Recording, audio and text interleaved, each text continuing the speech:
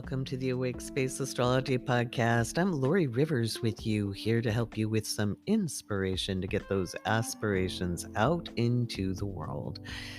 And I am really excited about this episode. I think I've recorded the introduction like 16 times because I want it to feel just right. It was my honor and pleasure to have a wonderful spiritual teacher and mentor here on the podcast. His name is Asinaabe, and he teaches about the seventh fire prophecy. I can talk tonight. And we just had a really wonderful interview, and it's going to cover 2 episodes. So you're going to hear the first part this week, and you're going to have to wait till next week for the rest of it. So I reached out to him. I'm a patron of his, and you'll find his Patreon linked in the bio.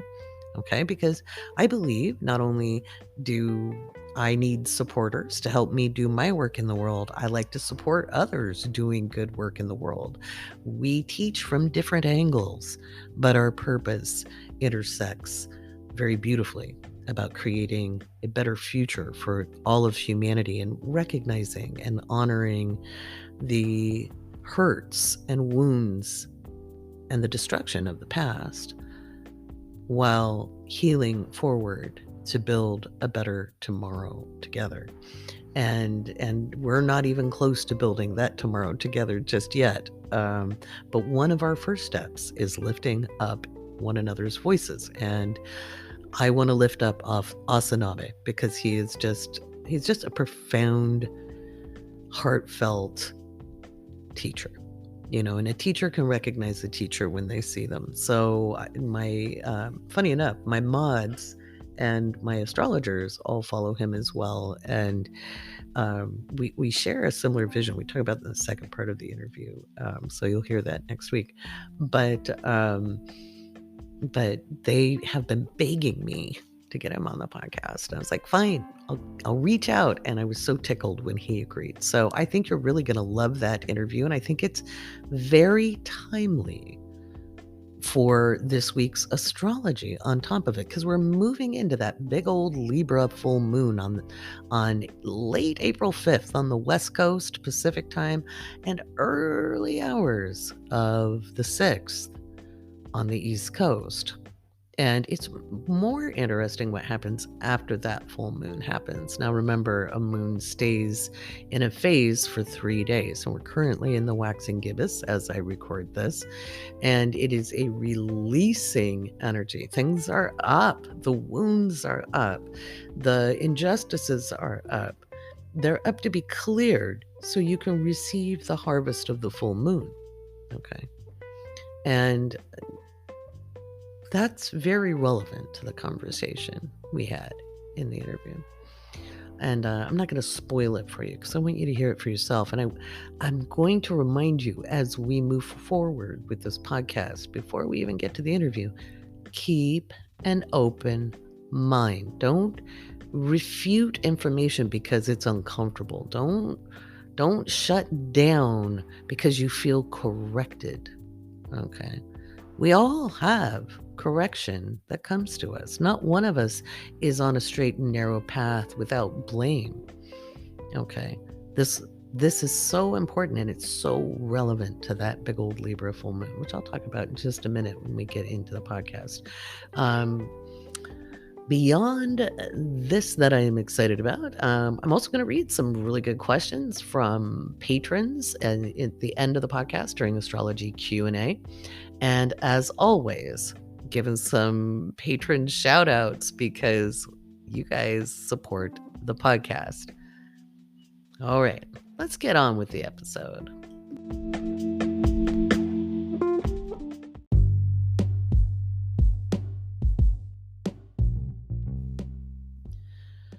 So I'm not sure that you have been hearing about the eclipse that's going to happen on the 19th of April.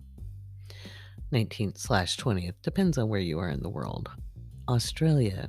I know I've got listeners down under.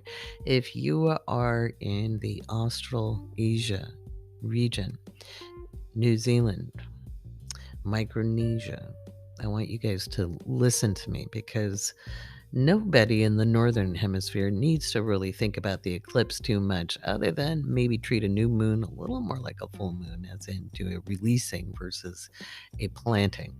But heads up for you guys, that eclipse is visible in the Australasia, Asia Pacific region.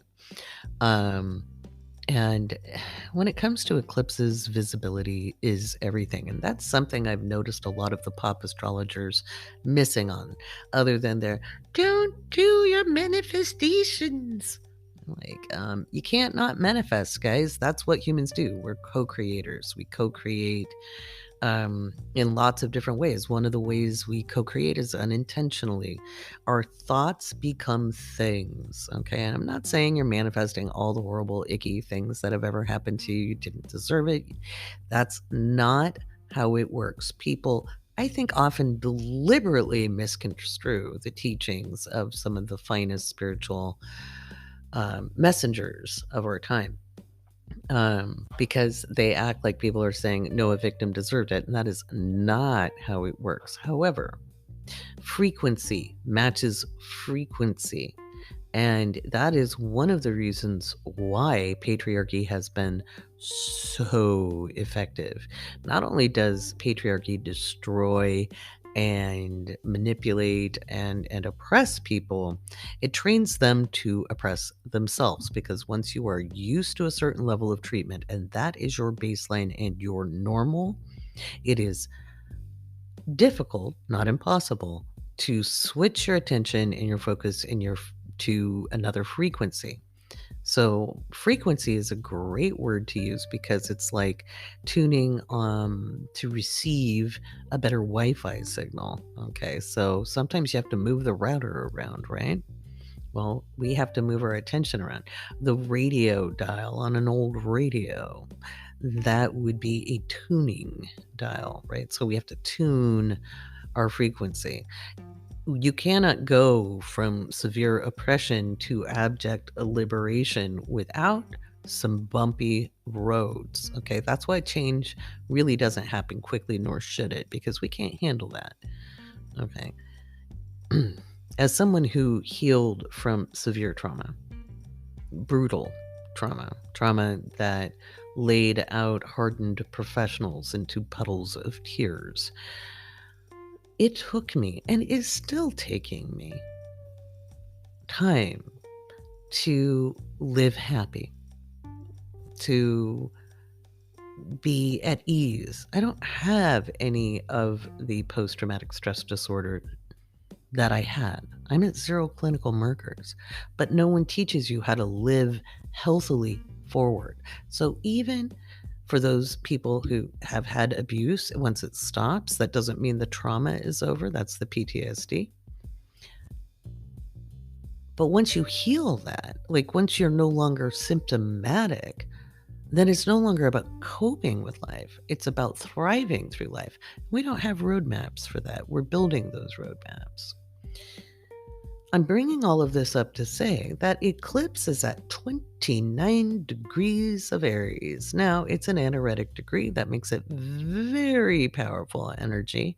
I'm hoping it leans into the strategy side of Aries and not the combustible side of Aries, but it's an eclipse.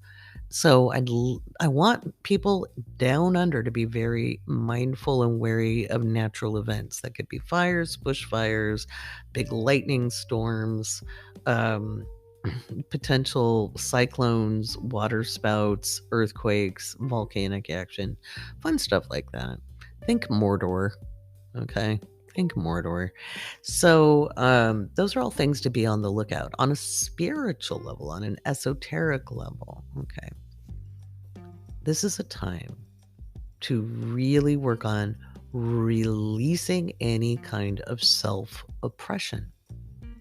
Releasing any kind of self-oppression.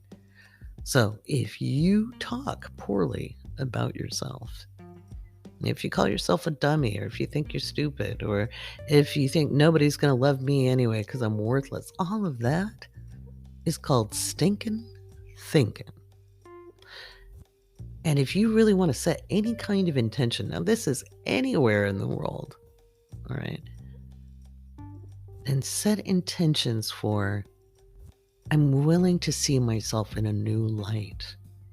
I'm wanting to be more aware of how I see myself, because often we're seeing the reflection foisted upon us about ourselves. Okay. And we've taken the word and the vision of other over the wisdom and knowing of our own hearts. Okay. So what I really want you to do is set some really strong intentions for that new moon on April 20th in Australia. It'll be April 19th on the West Coast. That eclipse is at 29 degrees. It's a great time to blow through the self-imposed blocks and or the self-oppression. Okay. If you think you're a broken man or a broken woman because of your history or your past, or because somebody had you invested in purity culture, or somebody had you saying penances, or because you were living with shame, blame, guilt because you had addictions, or because life was hard and you had to do some things that you're not quite proud about, well, it's time to let that go. Stop punishing yourself. The only person you ever need to worry about forgiving is yourself. And forgive, that means nothing to hang on to. Giving yourself some grace, giving yourself some ease. All right. I say all of that because that is coming up in the late mid-month. This week, we have that big old full moon in Libra, okay? And we are looking at, some big, fiery energy with this. I know Libra's pleasant, and it's all about the balance. It can be. I don't know, I have a Libra moon. I was not balanced. In fact, I was way off balance, especially as a young woman. My hormones, I mean, I had that extreme hormone sensitivity. Tack on to that a lot of damage in the sacral and root chakra or energy centers because of abuse. I was all over the place. I was like a rubber ball bouncing all over the room. Okay.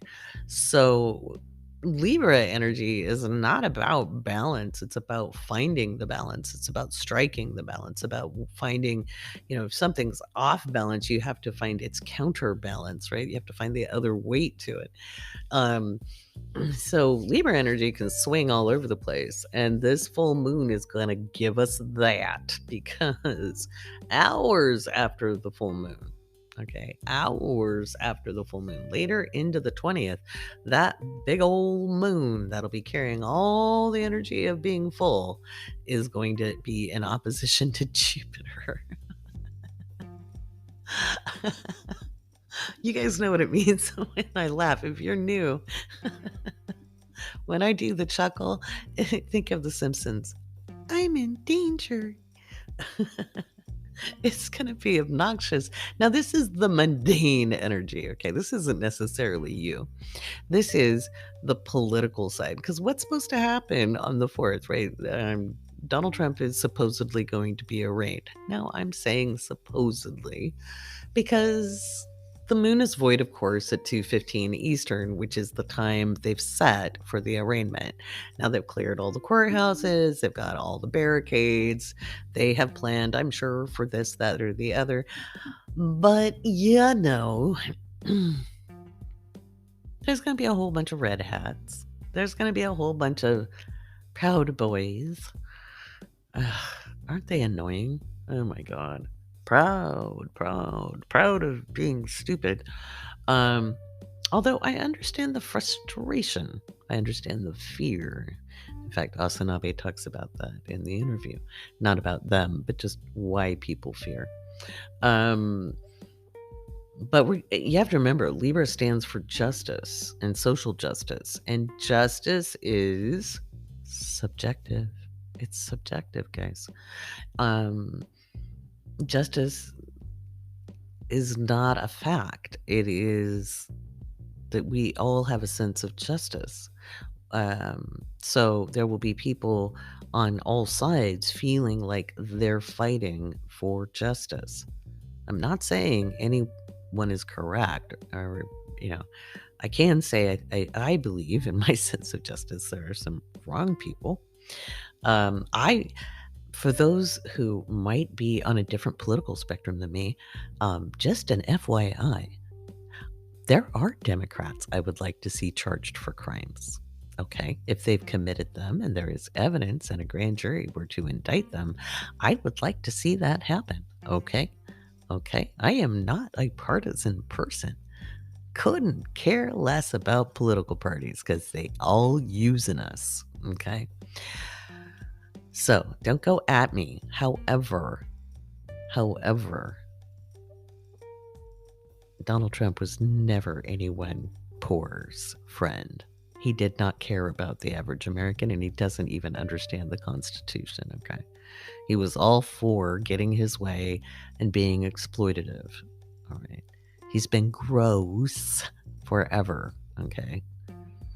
Just saying.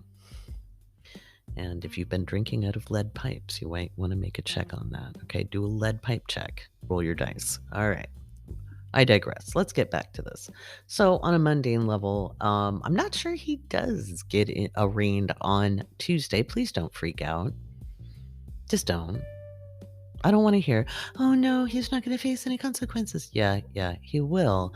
The moon is void, of course, at 2:15 p.m. Eastern. So there will maybe a delay of some kind. He will be arraigned by Thursday. He will be arraigned by Thursday. Now, let's just say for, I don't know, whatever's sake, let's say he's a flight risk. Let's say he decides not to show up on Tuesday. Maybe he's like, they're not going to take me alive. He might be wrestled to the ground on Thursday because that full moon is not a pleasant experience for Donald Trump. Okay, it just isn't.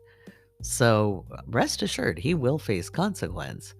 But how that plays out could be very interesting. So I'm not expecting anything to go cut and dry this week because a couple hours after the time of the supposed arraignment, the moon trines off of Pluto and Aquarius as it hits 0 degrees Libra, and it's going to be a little wild and wacky. And I might be too, because that's when the moon will contact my Uranus and Jupiter.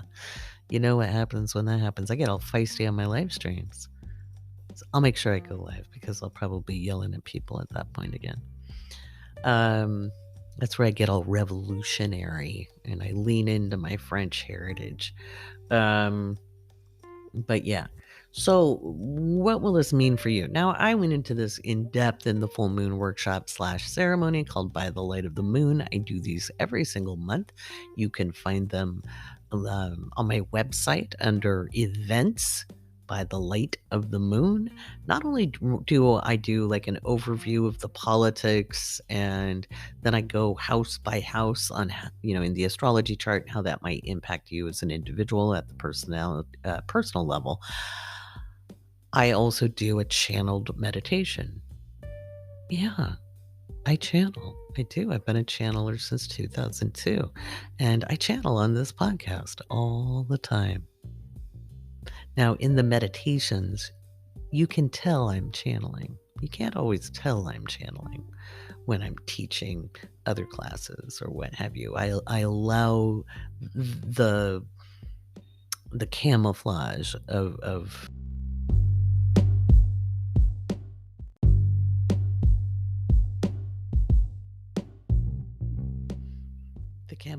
of my personality to kind of fall away so that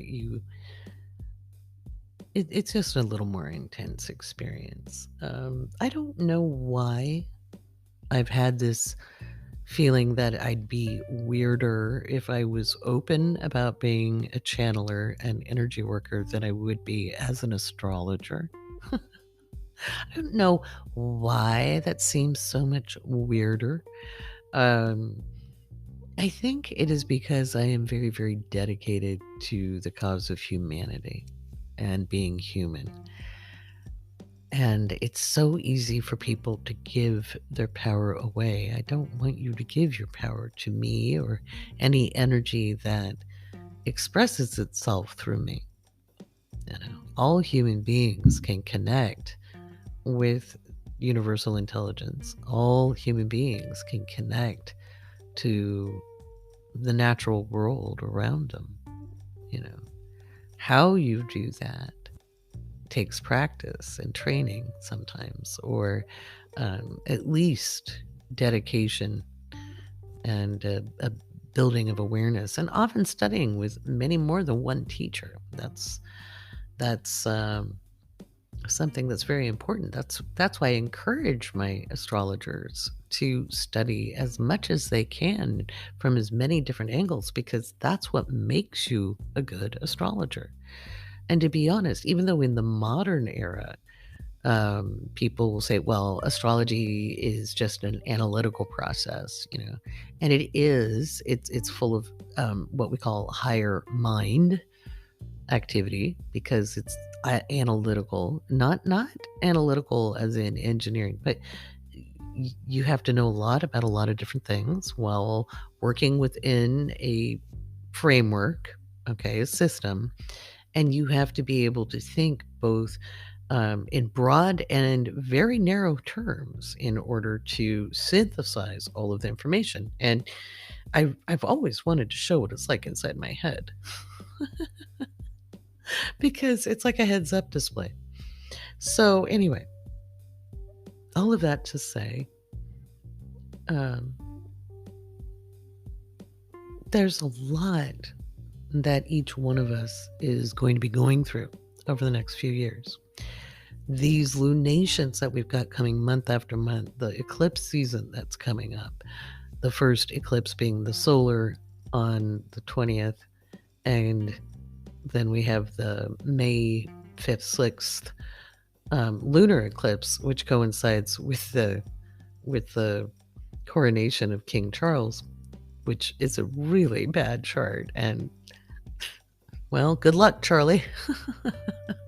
You may not last so long given that chart. I don't think an astrologer chose it. I know I would have looked at that date and gone, oh, sir, you might want to reconsider. There's better days.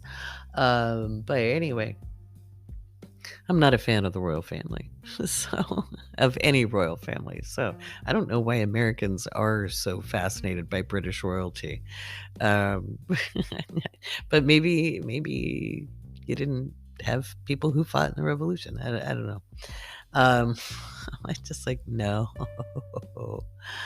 No. And like I said earlier, I think we are witnessing the crumbling of the British Empire, and I think the Commonwealth will start breaking off. I think the monarchy is on its last legs, and kind of confirming with that, with good old King Charlie having not a great run after that coronation. Prince William had the new moon eclipse, the Scorpio solar eclipse, on his midhaven last fall. So, yeah, I think somebody's ascending sooner than later. So, I would say Bonnie, Prince Charlie, but there ain't much Bonnie about that man. He's gonna. But again, I don't have any preference on any of them. Ooh, privilege. Exploitation, living on the blood and sacrifice of millions of people all over the world throughout history. But look at them do their charitable giving. Yeah, you can tell I'm a Moon and Libra person. This is This full moon is happening right before my lunar return, so I'm starting to feel it. It's important that when we get a sense of justice, and notice how it distracted me from what I was saying here on the podcast. That deep sense of justice, that need for revenge, that need to get even. Man, it's a hard one. And it can be generational. It could be through generational trauma. It could be from this life trauma. It could be past life trauma. There's, come on. We're in physical bodies. We experience stuff. We don't come here picking out our traumas. But we know when we enter the physical realm, we will experience a fair amount because that's part of it. That's part of life. Everybody who thinks that, nature is, I don't believe nature is inherently competitive. However, I've spent a lot of time in forests and,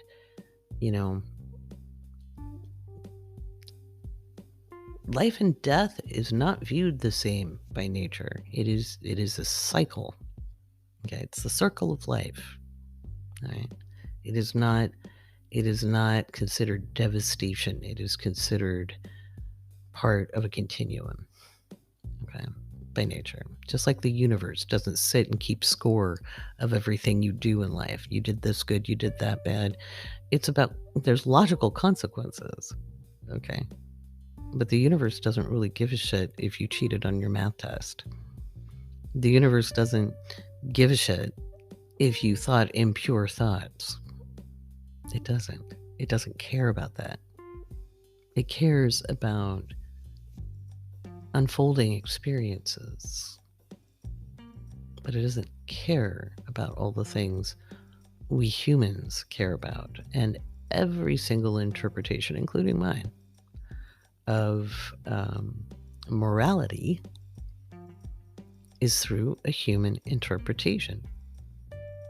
Okay, so even when I'm channeling, the words that come out of my mouth are an interpretation of energy that is coming in blocks of thought that is translated by my noodle, the gray matter, my brain. And the most appropriate words in the moment are chosen. Okay, from my range of experience. That same energy was flowing and available to every single person involved in the meditation. And every single person had a unique and individual experience. And if you were part of that meditation, then remember that you were even guided to understand there wasn't a wrong way to experience that. Okay, because you have your own lens. And because we are so very creative as human beings, and we can co-create with one another, we have to remember that when we get up in arms and deeply passionate about something, it can often be something that is a look over here energy to our chosen path. So on a personal level, this Libra moon is helping to show you where you are imbalanced or out of balance in some way, and where you can bring it to balance. It will illuminate. It'll illuminate where you have done the work, and you can receive the benefit of being measured in your responses. You will benefit from your weighing and measuring your responses in life. Okay. Whereas if you've been reacting all over the place, it's going to illuminate what is out of balance. And either way is okay. How else do we learn? But through experience. So if it's hitting your first house, this is all about self understanding, our idea, our I amness, you'll be illuminated in your understanding of self, or even how you put yourself out there. And you may have a new way of asserting yourself. If it's in the second house, you're looking about your inherent value and how you bring security to yourself or allow it in, more like. Okay. How you allow that which sustains you to come to you. Okay. That there may be an opportunity illuminated. You may also see where you push opportunity away. If you get an opportunity, say yes. Okay. Third house is all about self-expression. Okay. As far as, well, not self-expression, but your voice, your truth, speaking your ideas and ideals. And also watch out for driving. If you're an imbalanced driver, you'll find out. Um, you'll want to consider your speech, but you'll certainly have a lot to say. Just remind yourself, ask yourself, what outcome do I seek before I speak? Fourth house, you will have your home illuminated, and your home could be an interior home and an inside home, or it could be the physical house in which you live. It could be you might be looking at past childhood issues. You may have a benefit from a family member. You may have a resolution to a problem. You might decide to redecorate or shift your furniture around. Okay. Fifth house is creative self-expression. All human beings create. Remember, the sun doesn't shine to be seen. It shines because that is what it does. And so you may be feeling very creative, and you may have an opportunity to collaborate with your friends or other people. You may actually just collaborate with nature or co-create with nature and do something interesting that way. If the full moon in Libra is falling in your sixth house, you're definitely going to have a benefit in changing the environment in which you work. If you're in a toxic environment, that may change that day, or you may gain a new teammate, or one of those teammates that you didn't like very much may go away. That's always a banner day, isn't it? We can be spiritual and loving and still have our preference on who we want to hang out with. For real. We can love someone's humanity and go, you know what? I don't gel with them. It's okay. We don't have to be friends with everybody. All right. Some people, as my former mother-in-law used to say, their blood doesn't mix. And that's all right. It's okay to recognize we think some people are jerks. I mean, I know not everybody likes me. And as the true Cancerian that I am, I'm going to say I'm not here to be everybody's little frickin' friend either. Okay. If you love me and like me, I appreciate it. If you don't like me and you think I stink like a fart, okay, fair enough. That's okay. You don't have to like me. And I'm not cut up, not going to cry. So anyway, if it's in the sixth house, you'll be reordering your daily life and the team in which you work. And if you've been in a toxic environment, then things make clear so that you're in a better space. Seventh house, your agreements and your contracts are more easily renegotiated. It does not mean that a partner will go away or show up, but you could get a new client.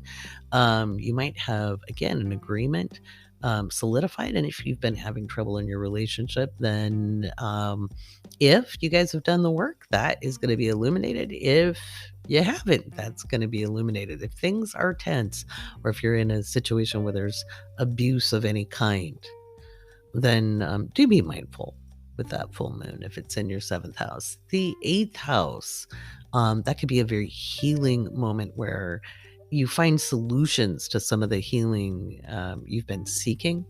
It might be a time where you have grief up on deck to be reviewed again. Remember, we only grieve as deep as we love.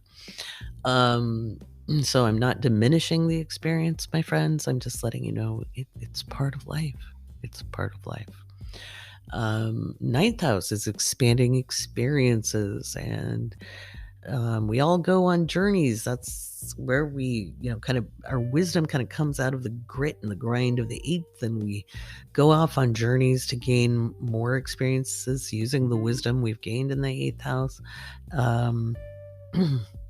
And ninth house, you could be working on a pitch, marketing, telling a story, sharing a story, getting trained, offering training, teaching, preaching energy. If you are traveling long distance, be aware you might have some delays if it's in the 10th house. Your reputation is up on deck, and you may solve a problem that's been kind of rubbing up against you. If somebody's been besmirching your reputation or slandering you, there'll be a solution to that. And then if you and it could be that if you've had that if you're asserting your authority, you'll actually be listened to. 11th house is groups and networks, cohorts, hope streams, inspiration, aspiration. And so you may be very social that day. You may be looking at your community work. You may be moving forward with collaborators that day. You may be invited to something that day. If you are, let's see, 12th house, your intuition has probably just really been spiking. It will continue to spike through the full moon. If you have interesting dreams or impressions or just interesting thoughts that pop into your head, remember, intuition doesn't have like a fear or a chilling response. That's our instinct, where your stomach glitches. But our intuition is more like blocks of thought, or an inkling, or like, oh, I should go call so and so, and you dial the number and they pick up. Or you're walking down the road and you're thinking about butterflies, and all of a sudden butterflies show up. That's what your intuition is. That should be heightened during that transit. And don't freak out. It really isn't superhuman. It is how we're designed. We are all designed to be connected with our creator, okay, with the all that is. And some people call it source. Okay, you can call it whatever you want to call it. And all of creation is interconnected. We know that from a quantum level. We are all made of stardust, my friends. All right, so that's what's going to go on with the full moon. We're going to do some patron shout outs next. Then we're going to listen to the interview with Asinaabe. And then I'm going to wind the podcast up with, yeah, you guessed it, astrology Q&A.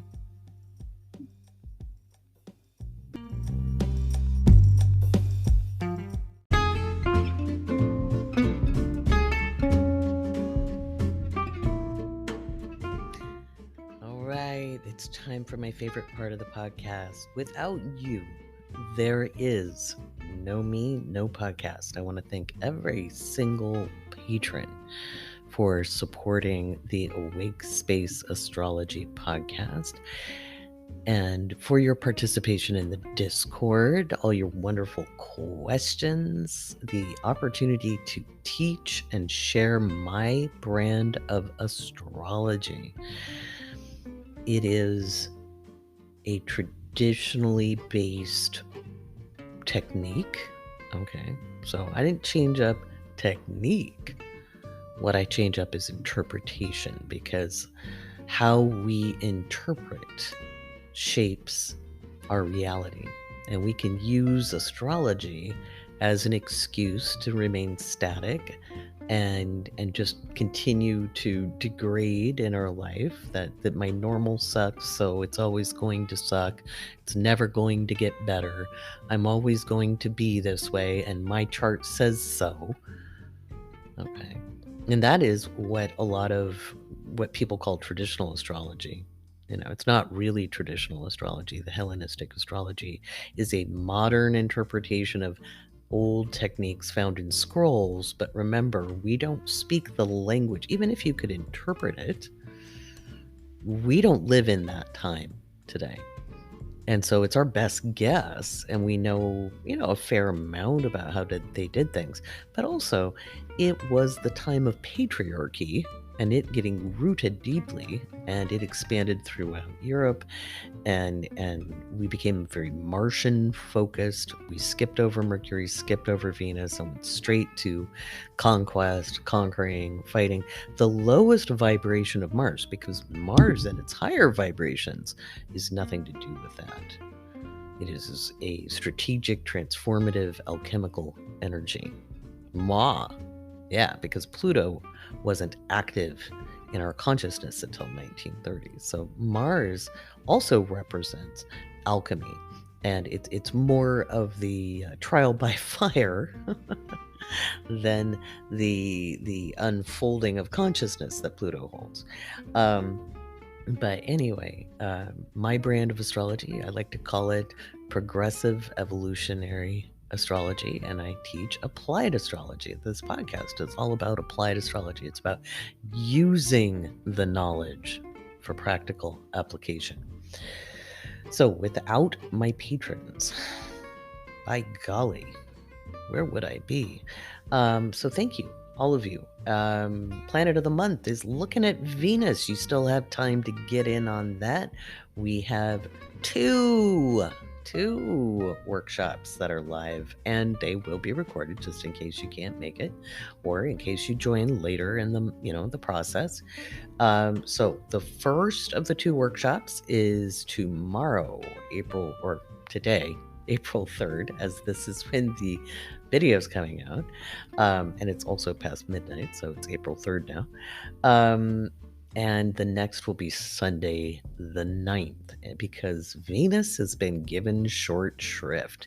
And we're going to do some liberation astrology.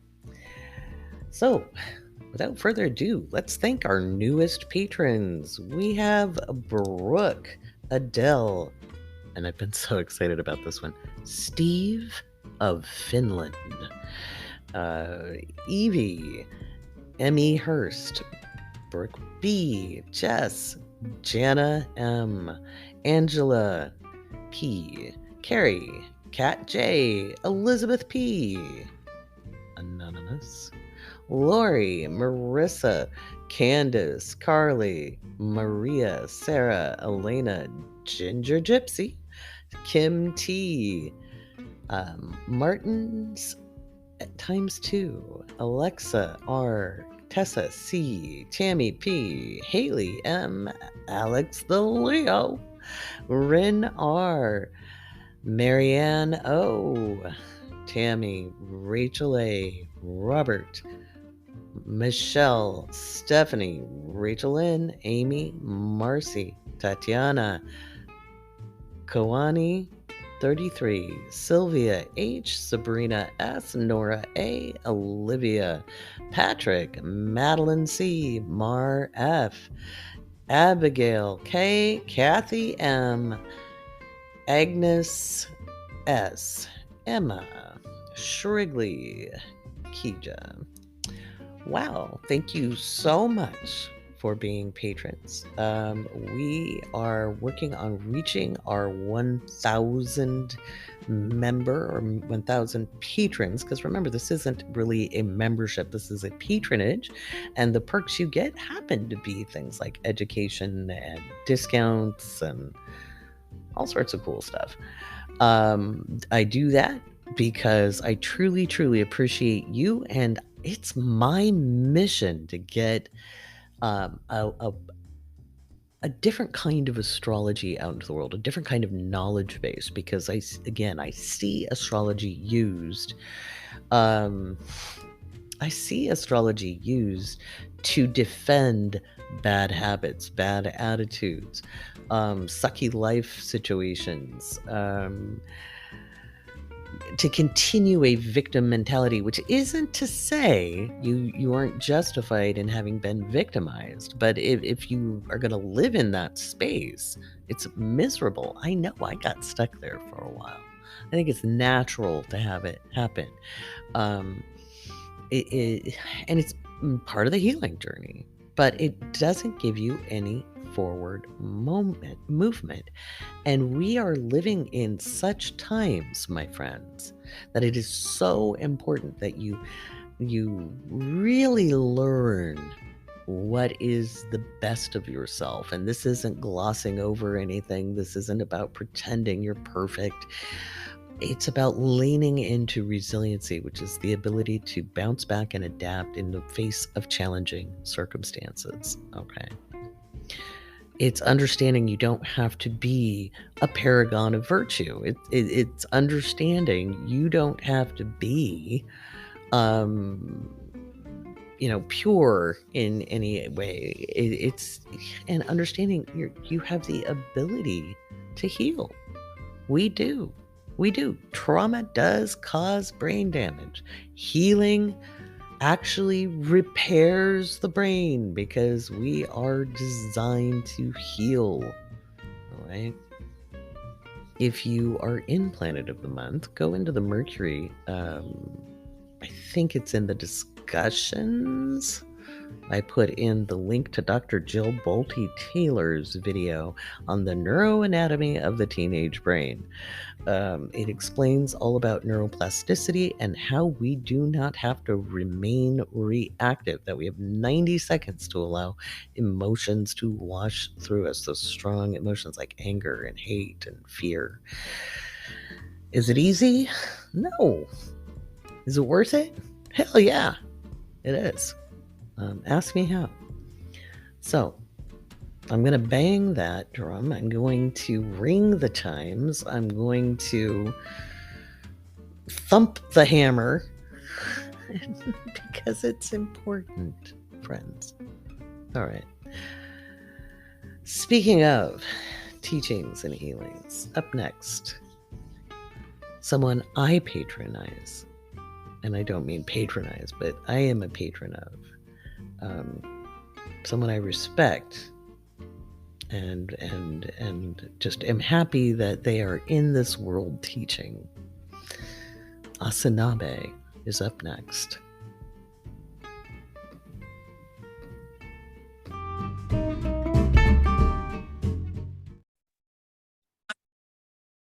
All right, I have that very special guest I've been promising.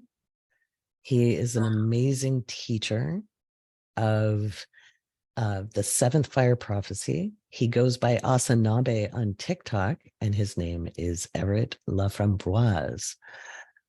Welcome, Everett. Or do you prefer to go? Yeah, do you prefer to go by Everett or Asinaabe? Well, it depends on who you want to talk to. Okay. I understand that as well. Can you describe that for the listeners? So it depends on who you want to talk to. We're very human. I always talk about that here on the podcast. And when we take a teaching stance, what happens for you as Asinaabe? Well, Asinaabe is actually, my Indian name. Mm-hmm. Okay. And so that's why I put that as my TikTok, because when I'm on there, I'm going by my spiritual stuff. You know what I mean? 100%. It's like you grow up in the world and you learn all this knowledge, and then when you get on your path, a lot of things start happening, and Mm-hmm. that's just where I get my name from. Asinaabe is the rock man, and so Asinaabe is a teacher and a healer in the legends, and my name is actually named after one of these legendary figures in our legends. It's beautiful. So to be on the path, I think a lot of times when you look at the popular spirituality out there, they make it sound really bright and shiny. As you're teaching, what are you hoping? First of all, well, I have a couple of questions. What led you to teach? And what is the core of your message?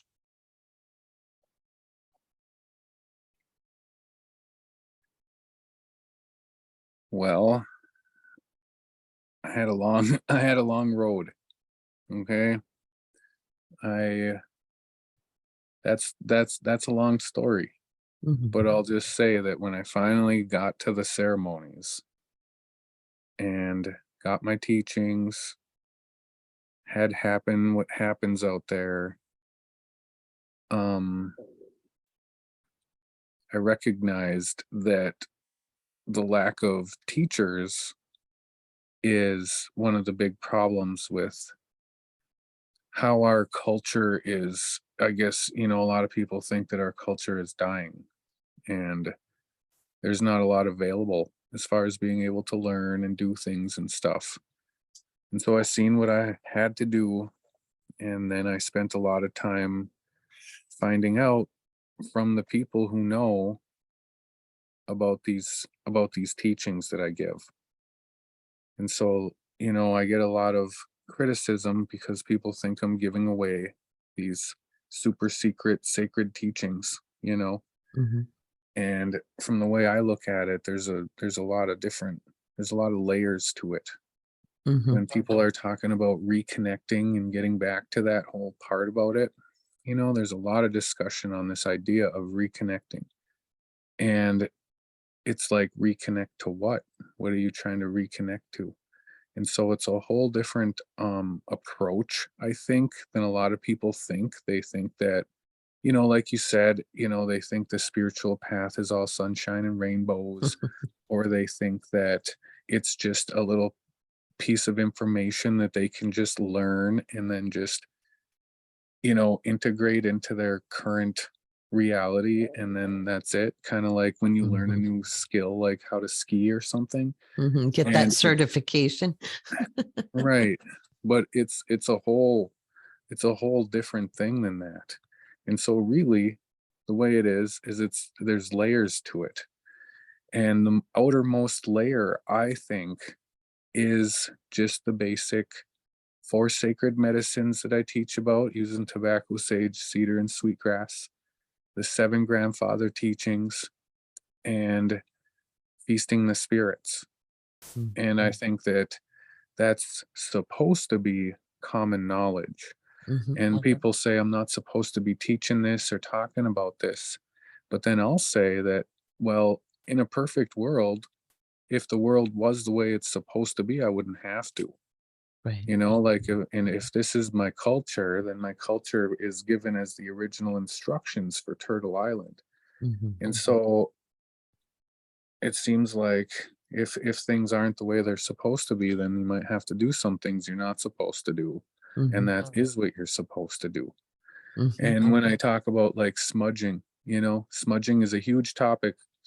Everybody has their opinion on what you can do Mhm. and how to do it, and if you can do it, and if you shouldn't Mhm. do it, and all this stuff, right?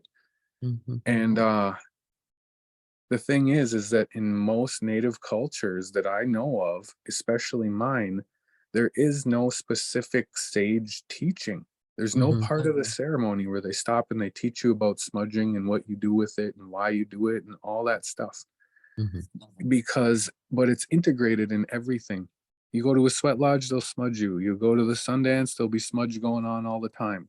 You Mhm. go to a pipe ceremony, people pass around the smudge, Mhm.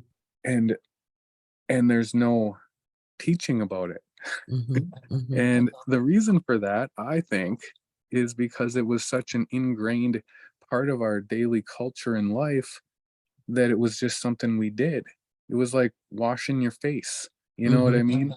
It Mhm. was just normal. And so Mhm. there's no spot in our culture or in our ceremonies where they actually teach about the smudging itself. And Mhm. so I went out and I found out that. I went to the people who know, I went to the medicine man, I went to these other people, and I got the stories and the teachings behind the four medicines. And I view the teachings I give as like almost a prerequisite. People are like, why can't I find the ceremonies? Why can't I find the teachings? Why can't I, you know, get to that place? And I think it's just because of the negativity that builds up, and the Yes. perception of what deity or thing that they're praying to, if you will. Mhm. And it just creates this, like, the frequency doesn't match up, if you will, if we use 100%. that Yep. Yep. that but then when you start to smudge and you start to feast the spirits and you start to understand these different spirits of the land, it starts to adjust your frequency. Mm-hmm. and your inspiration for wanting to learn more of that, and starts to Yes. match up those different coincidences that could lead to bringing you to the ceremony or something like that. And so I Absolutely. think that it's like, that's how I think of my teachings is, this is all the stuff that our kids are supposed to know. And then Mm-hmm. if I'm going to go that far, well, then it's actually all the people who walk on Turtle Island. This Mm-hmm. should be common knowledge, in my opinion, just as common knowledge as any major religion. It doesn't matter 100%. if you're Christian or not. You know what the Ten Mm-hmm. Commandments are. You know about Mm-hmm. Adam and Eve, and you know about the flood and everything like that. Well, I feel like this information should at least be just as common knowledge as that information. Agreed. Agreed. So let's talk about Turtle Island for a moment, just for the listeners. Um, Now, my understanding is that represents Earth. However, can Turtle you Island explain what is you're talking North about? America. North America. Okay. North America, and it extends into Central America. Okay. And And it's the so, land go ahead. mass. It's the landmass itself. Okay. Mhm. And what is I had a question from one of the astrologers, Casey. She's also a big fan. Okay. Loves your teaching. She's like, what is your vision for Turtle Island?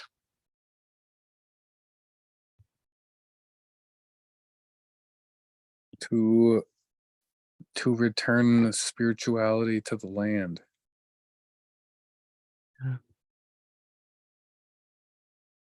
And how do you hope to see that happen? So when everyone gets connected and they start on their spiritual path and they realize that it has to do with the natural world around them, Mhm.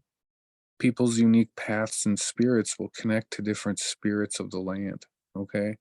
So if you think of an entire tribe, there will be some people whose spirit is the of the wolf. Somebody will have the hummingbird. Somebody would have the owl. Somebody will have the fox. Everybody has their spiritual connections on the land. So when everybody was doing their ceremonies and feasting in the times where we do these things, like there's a time in the spring and a time in the fall, and there's any time that you personally feel that that's what you need to do. So all of the spirits of these things in nature would all be getting fed. There'd be people feasting and doing ceremonies to the thunderbirds and the river and the bison and all of these different things that give us life. And so the spirits of those things are healthy. Okay. Mhm. Mhm. So here's where I'm thinking about this whole thing is that everybody wants to say that it's because of the technology, the Mhm. way that they burn the fossil fuels and all this stuff that's destroying the environment. But I'm going to say that, you know, I think that modern day things can coexist with spirituality. Yes. And really, what's missing is the majority of people don't feast the spirits anymore. Mhm. They actually feast the spirits of these corporations Yes. instead Yes. because of the disconnect from the spiritual world. And so when people are thinking about spending their whole day working for a factory for a paycheck, they're Mhm. actually doing the ceremony by giving their life in exchange for this money, and that's Mhm. doing a ceremony for the spirit of the corporation. And if the Exactly. spirit of that factory or corporation is all about just growth and profit, Yeah. then that's how it affects the lives of the workers even. That's why Agreed. people don't like their jobs and they feel empty and used, and they like they're not getting paid enough when they go to work, because it's this, and they don't realize that's what they're doing. They're being sacrificed. Yeah. I talk a lot about that too in a different way, different words, but same meaning. Mhm. Yeah. And it's where people, like, if you think about what is worship, Mhm. what is it? It's what something you dedicate your life and your energy and your life force to kind of like give something to it. And you think Yes. about how much worship, if you think of it that way, people who have full-time jobs at factories are like worshiping that in a Mhm. way. It's the And intentionality of the energy. Exactly. Yeah. it Yeah. is. And that's the depression that people feel, Mm-hmm. the mental health issues, the unhappiness, the Mm-hmm. feeling like there's something wrong with the world that we got to change, and they're like kind of stuck in there. And then that leads to addiction. People will Yes. start going to the bar Yeah. and doing other drugs and stuff to escape that reality. And then that turns into its own form of worship to these substances. Yes. You think about a bar, it's nothing really more than a church to the alcohol spirit, Mm-hmm. where people all go to worship the alcohol spirit together and Mm-hmm. do ceremony for the alcohol. And they Mm-hmm. pray to the alcohol spirit, asking for a good time when they do their toast. And because we live in this spiritual wasteland, people don't understand.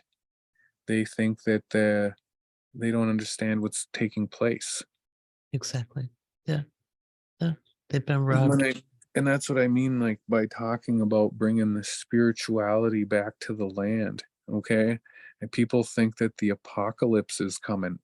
And I don't think the apocalypse is coming. I don't I either. think it's over, long Mm-hmm. over. Mm-hmm. I have this whole talk I do about colonization and how the colonization was the four horsemen of the apocalypse. The first horseman was conquest, and he was given dominion over like a quarter or a third of the world to do with what he wanted. And with conquest came pestilence. And Mm-hmm. everybody knows that the natives were wiped out by disease by conquerors Yes. who wanted to take their land. And Yes. that was like a third of the world's people at the time. And we continue through revelations, and then conquest and pestilence are followed by famine. Yeah. And everywhere colonization went, it caused famine in the Yes. natural world on massive wide scales. Yes. Every indigenous people all across the world, doesn't matter where they are in the world, they all have stories about their natural food sources that are no longer there. Yes. And the best example in America is the bison. Yeah. Okay. The prairie went from 40 million bison on the prairie to the Dust Bowl in like 50 years Yeah. because of colonization. Yeah. And so then the next horsemen are war and death. Yeah. And so you think about the last 400 or 500 years on this land, the apocalypse happened from the point of view of an indigenous person. Yes. Our world that we had before colonizers was the world that's supposed to be.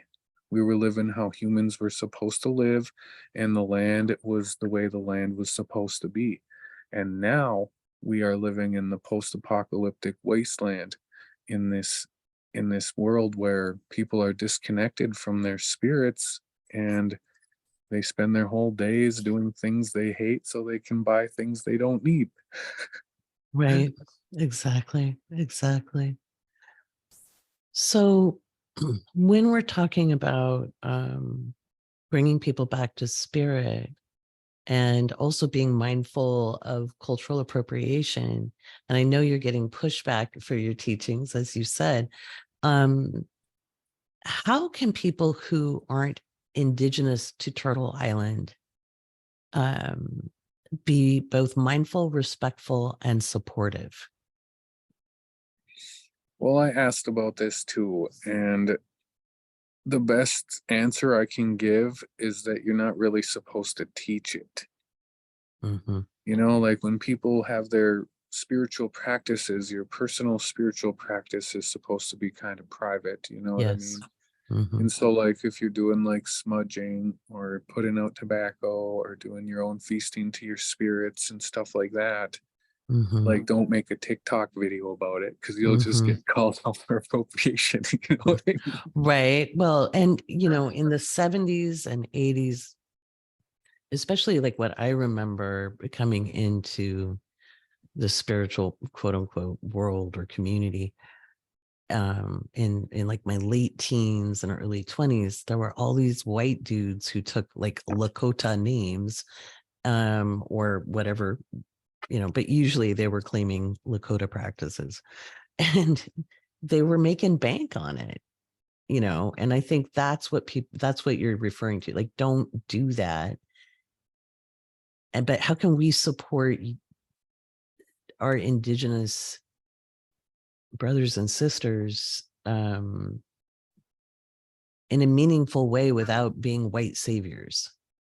Personally, I think the best way that all Indigenous people could probably agree on is simply to educate about the history of what happened to Indigenous people to each other without softening the blow. Yeah. Without whitewashing it, so to speak. Yeah. Nobody knows about the residential schools, okay? Nobody knows about that. I cannot tell you how many people used to contact me. I'd get 150 messages from random people sometimes in a day after one of my videos was going viral about the boarding schools or about the doctrine of discovery and how people do not know about this. And they had no idea that the boarding schools were the way they were or that they were even happening. Right. We are completely erased from the historical narrative that they teach. And, that brings the point of how Indigenous people actually experience racism. Okay.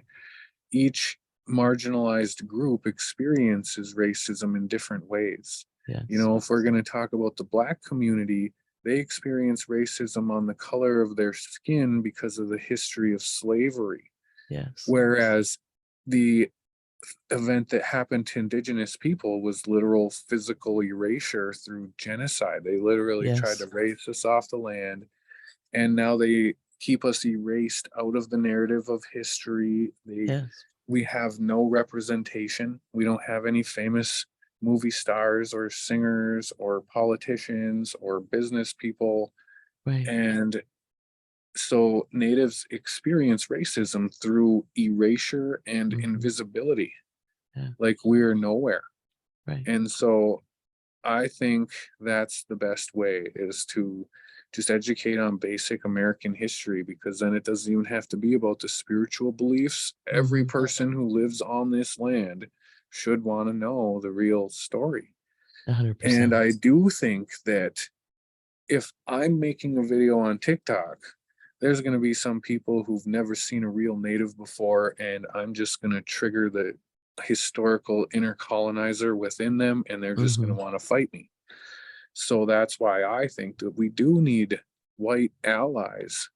And I think this might be one of the tasks of the light-skinned race and the new people in the seventh fire also, is to kind of spread that information among your own people and your own communities, so that we don't have to do all that work.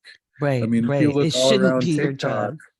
if you look all around TikTok, almost every native creator spends almost all of their time trying to educate these ignorant comments in their posts. Right. And it's exhausting. Right. Right. It's so weird to me still. Like, I'm like, wait, I already made a video that went viral about this last year. You didn't see that? Right. I still get right. comments of people being like, oh, you guys didn't even have the wheel, and I'm like, I already explained that in the video, Right.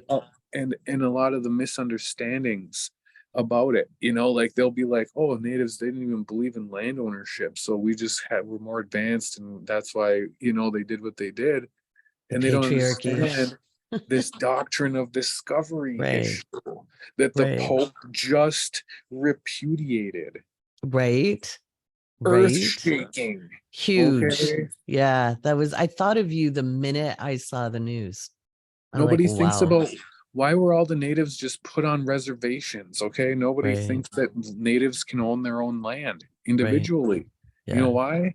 Because the doctrine of discovery. And this is written into American law that says natives can only occupy the land like animals, like a deer occupies the forest, how a deer can't own the land. And so that's what they thought of natives. And that's why they basically rounded us up and just all put us on this land without thinking of any kind of individual ownership for us.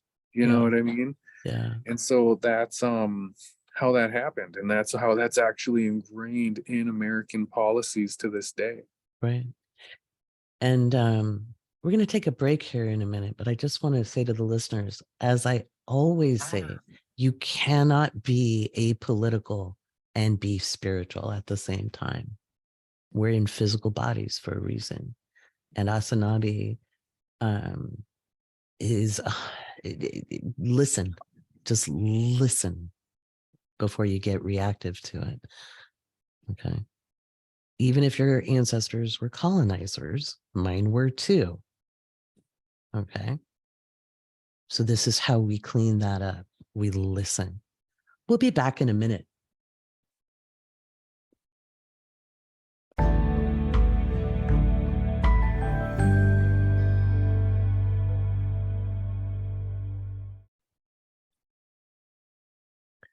All right.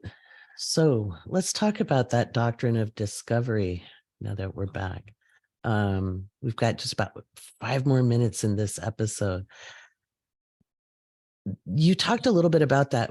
Tell us a little bit more, like how significant is it that the papal bull was rescinded? Well, it wasn't exactly rescinded, okay? Oh, The okay. wording that they use is very carefully wording. The word they used is repudiated. So they're distancing themselves from it. They're not going to the length where they're rescinding the entire thing. But basically, this was a papal bull that was formulated throughout the 1400s that basically stated that anyone not a Christian was, a pagan or heathen or an enemy of Christ, okay? And this papal bull stated to all of Christendom, it was officially actually given, okay? It was officially declared by the Pope in 1493, right after Columbus came back and told him what he's seen over here, okay? And he gave the doctrine of discovery, which was a declaration to all of Christendom that they can go into any lands not owned or occupied by Christians, take all of their stuff, and convert those people to their use and profit, and turn them into perpetual slaves. I can't memorize the exact wording. Oh, yeah. Well, it's people easy can to Google. look up. Yeah, people can Google that. And it's what gave them the God-given right to do what they did. When people are learning about the history of colonization and they're like, well, how could these people be so brutal? And they're like, oh, well, that's just the way the world was back then. And it's like, no, it was not. It was specifically made that way by this doctrine of discovery, because thou shalt not kill, thou shalt not steal, thou shalt not do these things to other women, okay? Yes. But because the Pope said this is, I think, part of the repudiation that he's talking about, is that they twisted it, they corrupted it to the maximum and used it as a tool, a weapon to dehumanize indigenous people. And that's what this recent thing from the Pope just the other day said, that the dehumanization of the indigenous people, he said, is not Catholic. Yeah, that's huge. And so the doctrine of discovery led to the idea of manifest destiny. Yeah. And so when we talk about even just the colonization of the United States, why did they have to go from sea to shining sea and get every single native? How come there ain't no wild natives living on their land at all, anywhere? Right. It's because the manifest destiny came from the doctrine of discovery, which dehumanized indigenous people. And that led to the policies in America that said that natives cannot own land, they can only occupy land. And so this was actually brought up in a Supreme Court case in the mid 50s, I think. Either the 1940s or the 1950s. What happened is two people had the same deed to this section of land that was on a reservation. A native had the title to the land, and a white man who did not live on the reservation had the title to the land. One of them tried to sell it and the other one said, this is my land. And so the case went all the way to the Supreme Court, and the Supreme Court referenced the doctrine of discovery, okay, and said that the native didn't have the right to own the land, and so the white man with the title to the land got to sell it and get the money for it. And so, like, these are still, like, being upheld, you know? It'd be nice to And see so, that challenged on freedom of well, then you didn't have freedom of religion, but I think we'll talk about that in a minute. But since the doctrine of discovery was Catholic, in specific, and there's many belief systems, it'd be nice to see that challenged. Well, I'm going to call this set to a pause because I want everyone to tune in next week for talking about the seventh fire prophecies and what those mean, and when you talk about the role that people who have come from colonizers, or those who didn't but still live here and impact people, and how we can support you. We'll talk about that next week. So everybody tune in and follow Everett or Asinaabe on TikTok. And you also have a Patreon, yes? I do. It's under the same name. Under the same name. I'm a member. My apprentices are members. Okay. This is important stuff, guys. There are many perspectives that lead to the same truth. There's many pathways that lead to the same truth, but you don't find it if you're just looking at baubles and shinies. Sometimes that truth is uncomfortable, but I love the way Asinaabe beautifully describes very uncomfortable truths. And that is how we heal and grow. So tune in next week for the next wonderful session with Asinaabe.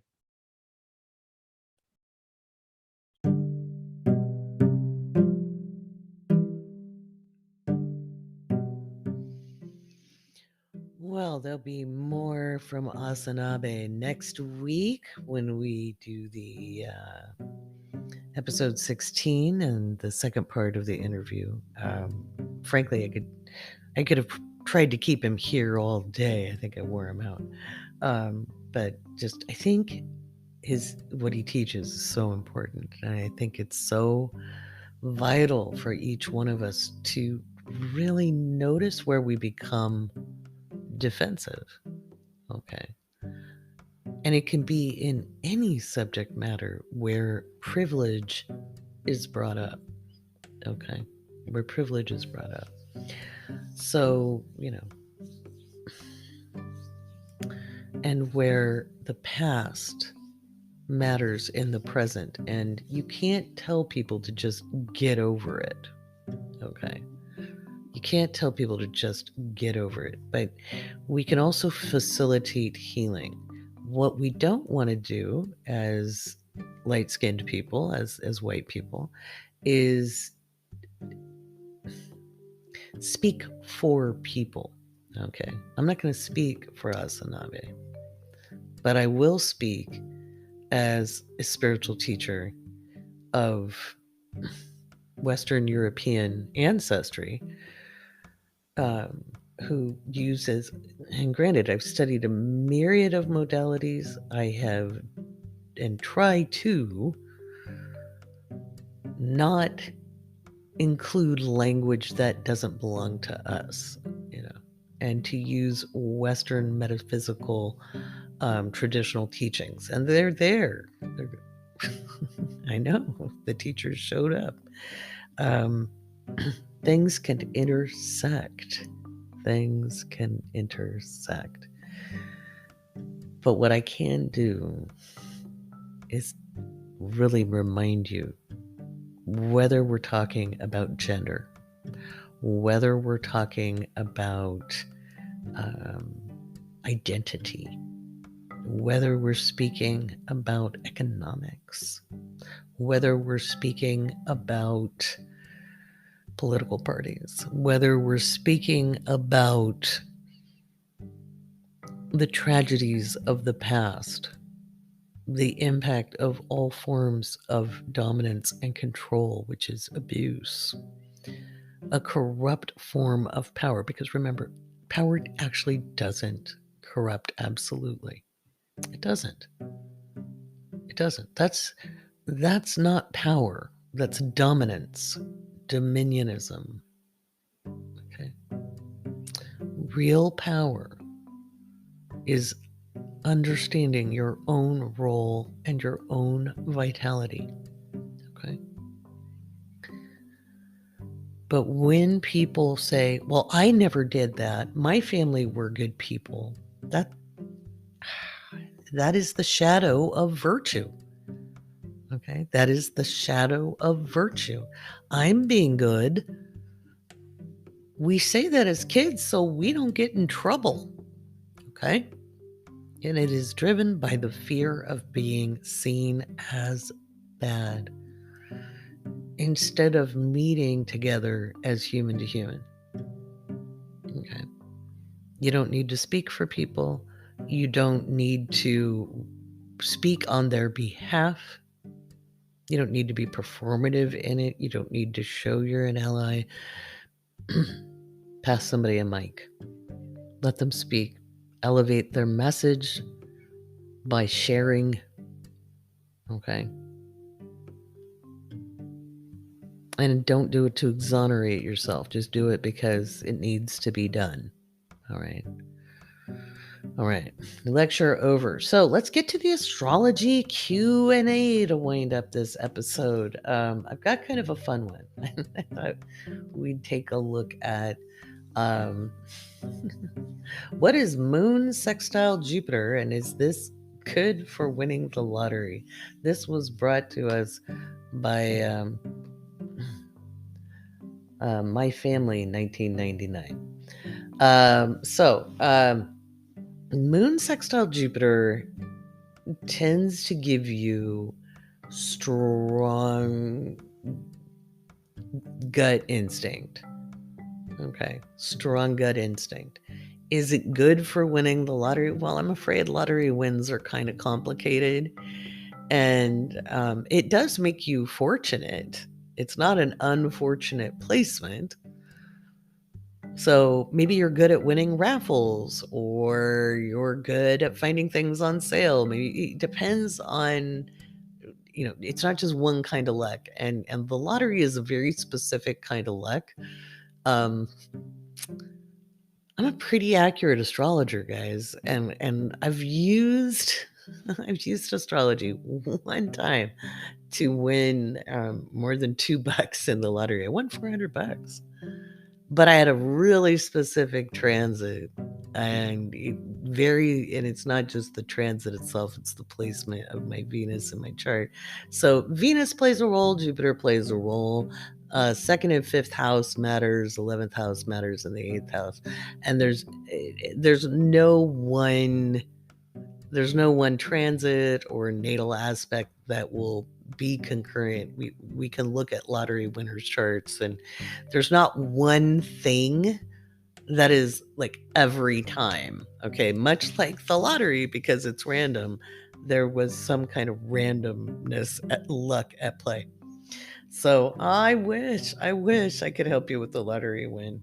But I will say, if you're a client and you're in a reading with me and you're in a transit reading and I say, buy a lottery ticket, I'm not kidding. I've had clients win a couple $100. Some people have found $20 in their back pocket. You might find a cool shiny rock. Treasure is relative, folks. We got to stop thinking about there's only one way for things to come in. There's many avenues for abundance to come into our life, and we have to understand what that is. And it's not making do. But if you have an abundance of friends, if you have a bumper crop of tomatoes, if you are lucky at interviewing, if you're fortunate in being at the right place at the right time, if you're really good at attracting the right teachers or community, you are fortunate.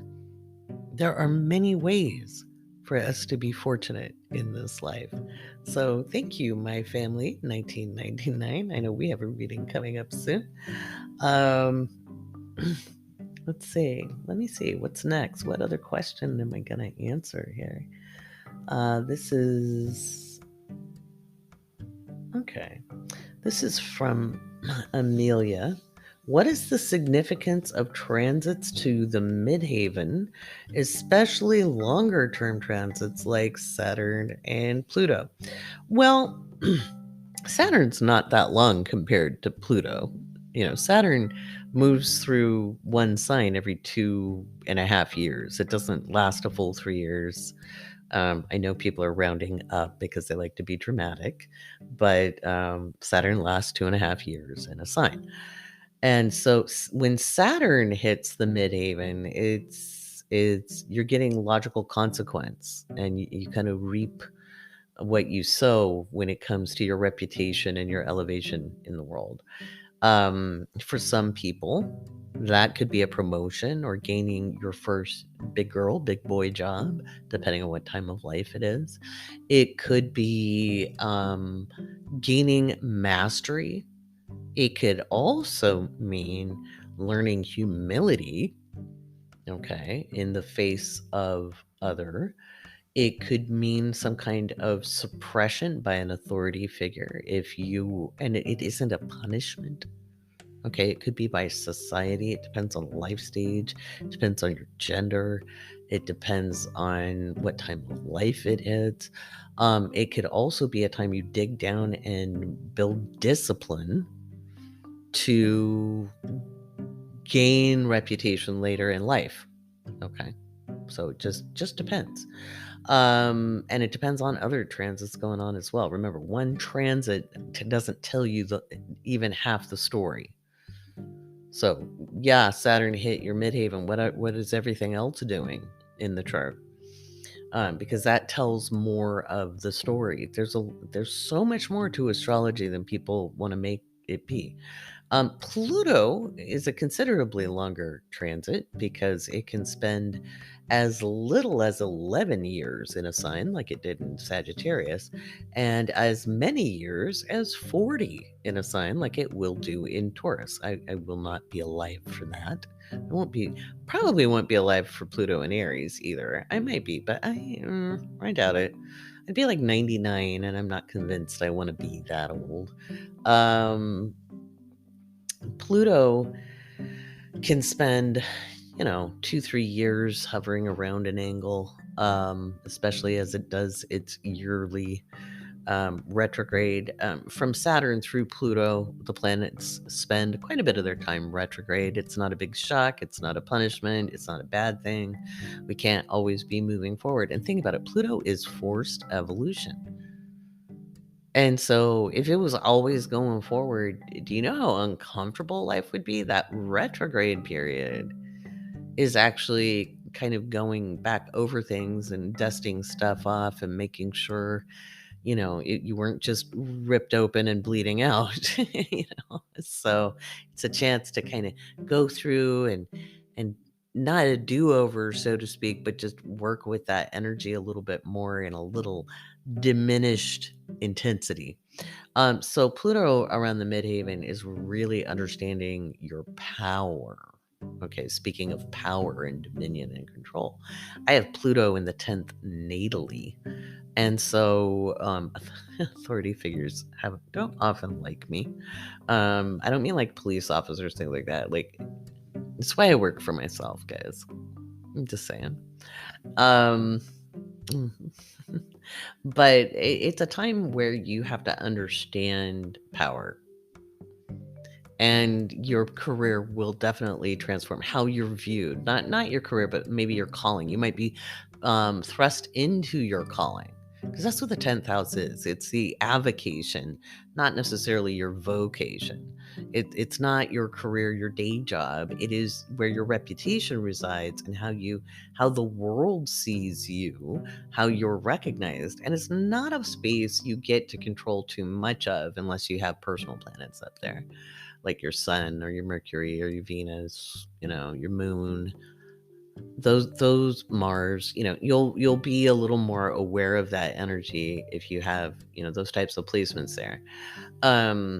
But if you don't have anything in there natally, that Pluto transit really teaches you about how to wield power. People will listen to you and take you very seriously, and you'll be like, why? You know, why would people listen to me? And other people may just take umbrage to you entirely, especially if they are like bosses that aren't ethical, or bosses who aren't serving the highest good, or a politician. Just, it's kind of cool. You won't have to say anything. You don't have to go at anybody. You can just be in the room. It's kind of like being an agent of karma without having to take any action. I like this about my personal placement. Like, I know if somebody is a bad leader, I don't have to do anything. I just have to be in the room, and somehow the energy I carry within me helps in their undoing. It helps expose them, and yeah, it's kind of fun once you realize that it's like an unconscious ability. It's like a superpower. So it's on loan to you if you're on your midhaven. So if you don't like people on a school board, you don't even have to give an impassioned speech. You just walk in the room. Walk in the room. They'll be exposed. Have fun with it. Have fun with it if that's what's going on. Now, I'm not gonna lie, Saturn transit can feel like forever, but it's really not that. It's not that slow a planet, because Saturn is not an outer planet; it's a tertiary planet, whereas Pluto's a transpersonal planet. Remember, it's not really generational. 11 years in Sagittarius, the shortest and fastest part of the orbit of Pluto around the sun. And Pluto takes 40 years through Taurus, the longest transit. So, there we go. So let's see. We got time for another couple. Let's see.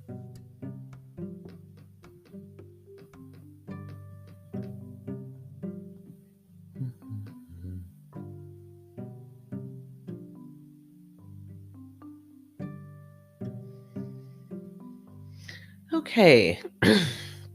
So this question is from Lorena. Can you discuss having Venus retrograde in your natal chart? Okay. And let's see. Mine is in the second house of Aquarius, conjunct the sun. And I thought, how great. Then I realized that, though rare, for about 7 days it was retrograde when I was born.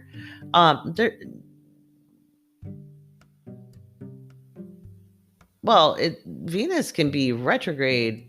Venus is retrograde for a lot longer than a few days. Okay. It may not have been in Aquarius for longer than 7 days, depending on when it retrograded. But Venus spends quite a few months when it's retrograde.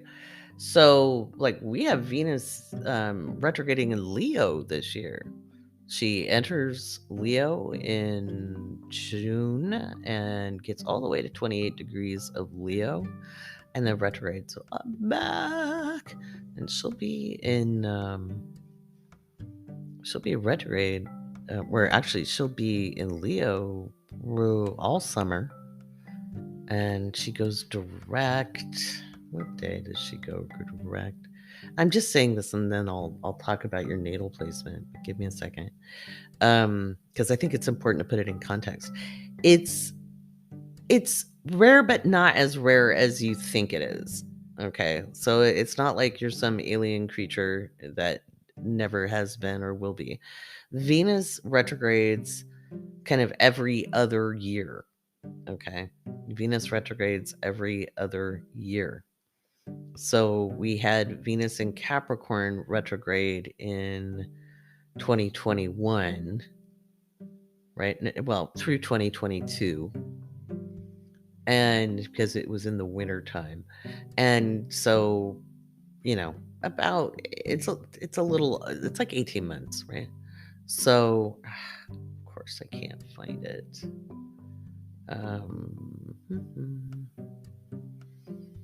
Give me a second. I'm looking at when it's going to go direct, because it spends quite a bit of time.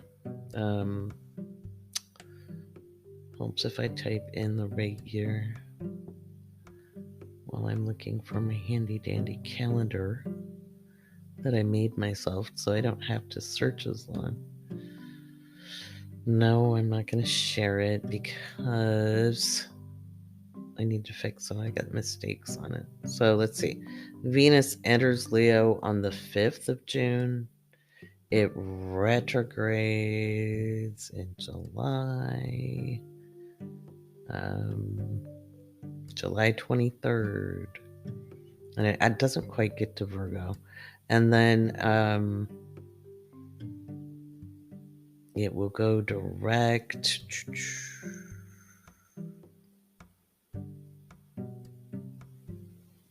I think in September. Yeah, Venus goes direct on September 3rd of 2023.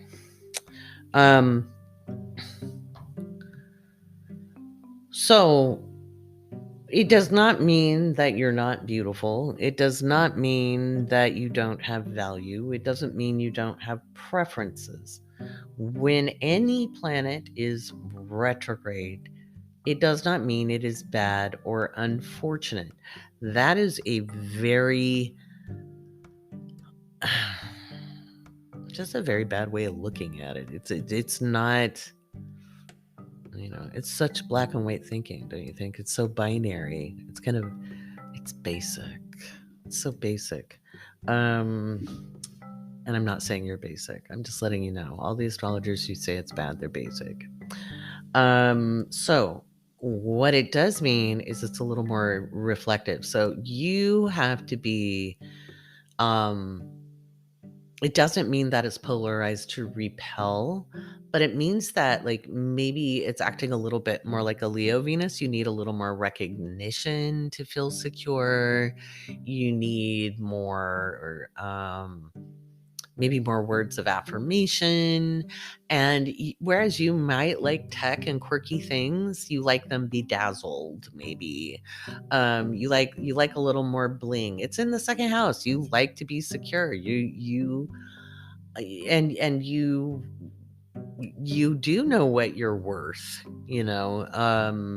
but you're probably less collaborative than if Venus was direct. Okay, so, and that could be just because you had to be more self-reliant as a young person. So those could all be ways that expresses without looking at the whole chart. Again, one placement, even knowing that, your Venus is in Aquarius and it's retrograde and it's in the second house, and it's conjunct the sun.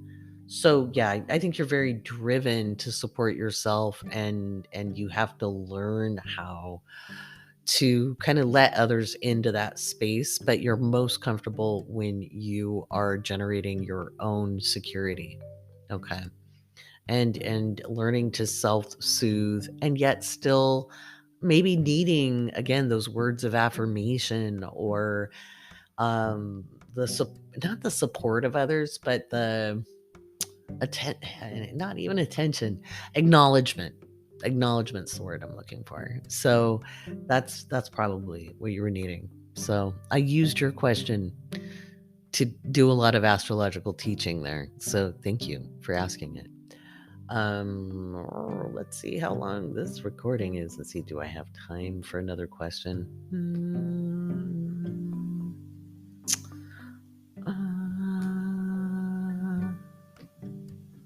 One more question. Let's see. I gotta pull all the way up. You guys have such smarticle particles. Trying to get up. Let's see. What have I got here?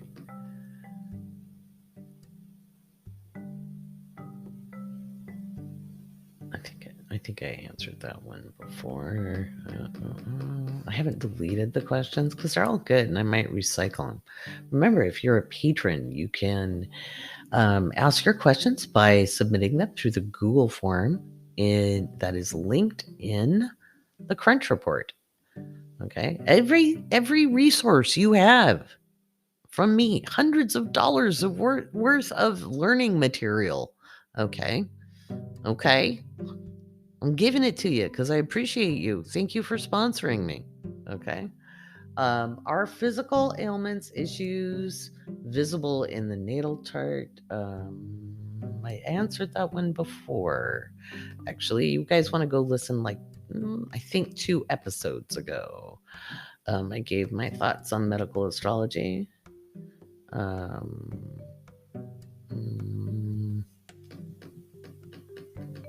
See, I didn't prepare.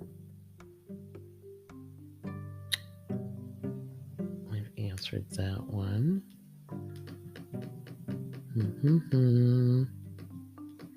Maybe I should delete these. Okay. Oh, this is a really good one. This is by Alyssa. And the question is, what is the best way to manage fears and anxiety around transits? As an anxious person, I tend to always expect the worst. So I've noticed that happening a lot the more I learn about astrology. How can we fight against gravitation towards negativity and see more positive things in the transits? Alyssa, that is a very good question, and it's very appropriate for this episode. One, block popular astrologers on your social media. Stop listening to them because they don't know what they're talking about. They may speak like they know things, and they might be 50% accurate in their predictions, but go look through their predictions. How accurate are they? So here's one thing to know. On a mundane level, okay, on the day-to-day, there's no consciousness involved. And you're not doing, I will guarantee you, most of you are not, at least those of you I've interacted with, and I'm not saying you're bad at astrology, but you're new to astrology. So first of all, you don't know enough to determine if something is good or bad. So that is something you can say about it to yourself. You can say, I don't know enough about this to worry. I do not have all the data to make an assessment that can scare me. Just be honest with yourself. Okay? Just be honest with yourself. The second thing is, if you're looking at a situation that's bigger than you can manage, it's not my business, it's not my job. Not my job. It's not my job to fix the world. It's not my job. I cannot take care of the big stuff. I can take care of what's inside of me. Okay. And one of the biggest ways you can help in the world is to soothe the anxiety and the anxiousness. Okay. Anxiousness, if we're always looking on the negative side of things, is a form of self-oppression. And it's exhausting the adrenals. It's exhausting your mental faculties. It's exhausting your emotional faculties. And you don't need an oppressor at this point because you're oppressing yourself. And I ain't judging you. I'm a Cancer with a Cancer Mercury. I was called Laurie the Worrywart. Laurie Worry. Laurie. Worry. All the time. In fact, my mom used to call me Eeyore when I was a little kid because I was a really smart kid. So here's the deal. People who tend to be anxious tend to be really, really smart because you can see all the potential ways things can go wrong. But what if it goes right? What if it goes right? Also, why do you think I became an astrologer once I realized I could look into the future? I don't like surprises. Like, my life had zero freaking stability to the point where I really hate being asked, like, what are you going to do in 5 years? I'm like, do you know how much shit can go down in a 5-year period? I can't guarantee I'll be the same person next week as I am today. So stop future casting. Stop future casting. Look day to day. Look at the moon. Just look at where the moon is at. Okay. And pay attention. In fact, I'm going to get the Living by Luna kicking up again in Patreon.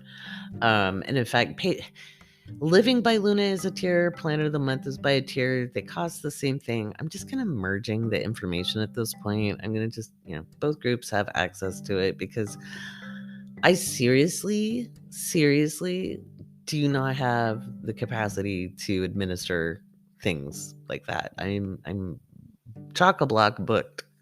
So, and I'm at that precarious space where, I've grown, but I haven't grown enough to grow enough. Anyway, it's a thing. But anyway, one of the things I teach in Living by Luna is to observe the daily movements of the moon around your own chart. Get down to brass tacks. Stop looking at the big events. You can't do shit about them. I mean, so even like with the Trump thing. I mean, on one level, on a conceptual, ethical level, great, he's being arraigned at some point. Not sure it's Tuesday. It could be. There could even be other charges filed. He could get another indictment later in the week. Who knows? But on a personal level, like all these people who are like, I'm devastated. I'll be devastated if he doesn't get it. Why? Like literally, why? Why? Because he said stupid shit? But really, did he say it to your face? If he said it to your face, cool. Be offended. I mean, I'm offended by his existence because he's gross. But at the same time, he was a symptom to a problem that has existed for far longer than most people have been aware of. And if you want to get to the root of the problem that put him in place, looking at your own daily life, gathering control of your responsiveness to life, trusting yourself, learning to trust your intuition, not your gut instinct. If it's running on fear, if you're running on adrenaline, everything looks like a threat. And I have been there, my friend. But learning to guard your peace is essential.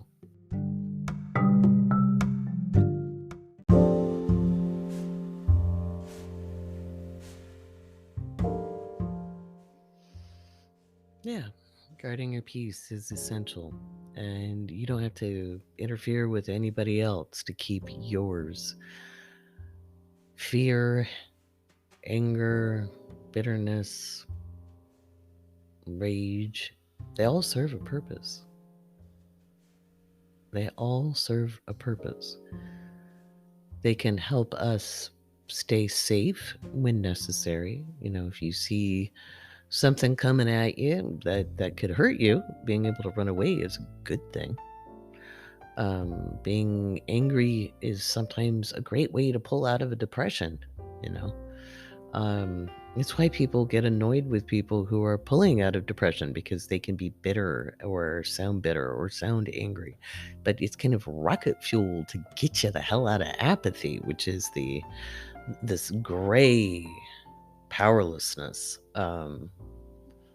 And if you've ever experienced it, it's a lot like in the Never-Ending Story when there was the nothing.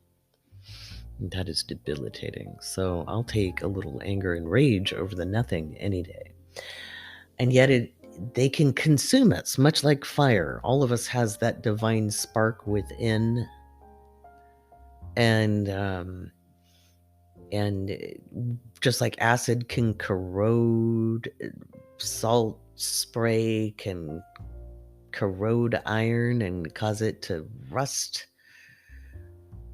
and acid can eat away at things. Too much of anything can ignite or depress or consume or corrupt when it goes unchecked. So understanding that all of our emotions are part of life, part of being in a human body, part of the human experience. And yet, isn't it nice to have variety? Isn't it nice to be able to reframe things? Isn't it nice to be a solution seeker in a problem-oriented world? I'm going to leave you with that. Mercury moves into Taurus today. It's time to find some comfortable solutions.